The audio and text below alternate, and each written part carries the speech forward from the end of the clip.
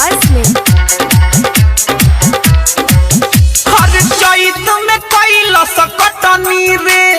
तब नहीं ओकरा के डटनी रे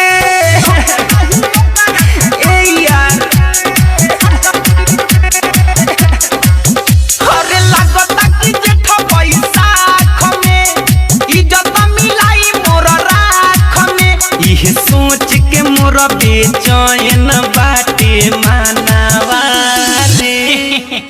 अरे ये व्यास काहे मुँह लटका के बैठे हैं। हर का बताई तनिक लागता नहीं ओकर रहनवा रे रोज रोपतिया धान मुस्कानवा रे निक लागता नहीं ओकर रहनवा रे रोज रोपतिया धान मुस्कानवा रे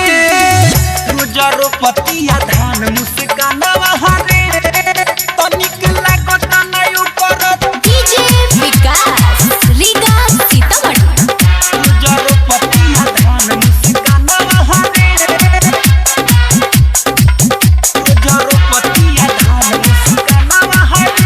Presented by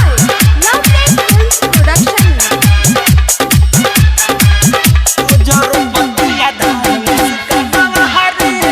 बानी हम पगलाइल रे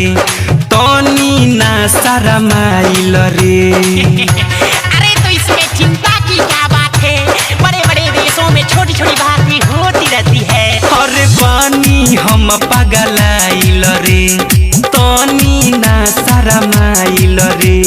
दिन भर घूमे खेते खेते बहुत बियाया गराइल रे दिल पर चोट बला गल रे कर के उ छोड़ी पागल रे सब माटी में मिलावे मोरा यार मनावा रे अरे जाए दम मर्दे, कमाते नु बिया, तुम मजा करो। साला तेना तनिक लागता नहीं ओकर रहनवा रे रोज रोपतिया धान मुस्कानवा रे निक लागता नहीं ओकर रहनवा रे रोज रोपतिया धान मुस्कानवा रे रोज रोपतिया धान मुस्कानवा रे Presented by Lovely Films Production।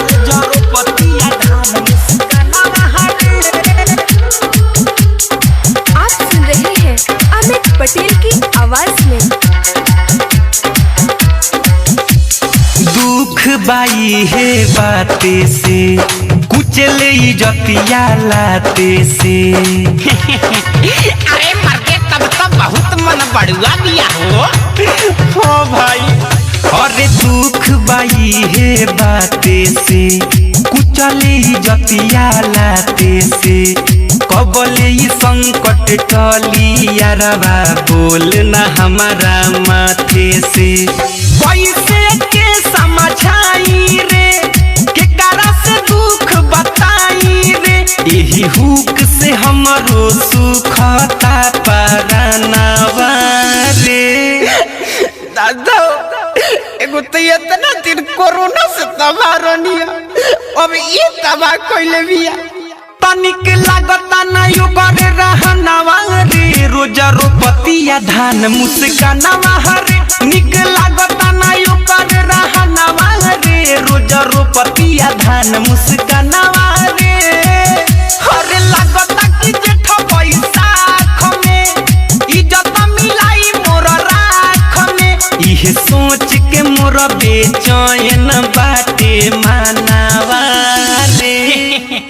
अरे ये व्यास काहे मुँह लटका के बैठे हैं। हर का बताई तनिक लागता नहीं ओकर रहनवा रे रोज रोपतिया धान मुस्कानवा रे निक लागता नहीं ओकर रहनवा रे रोज रोपतिया धान मुस्कानवा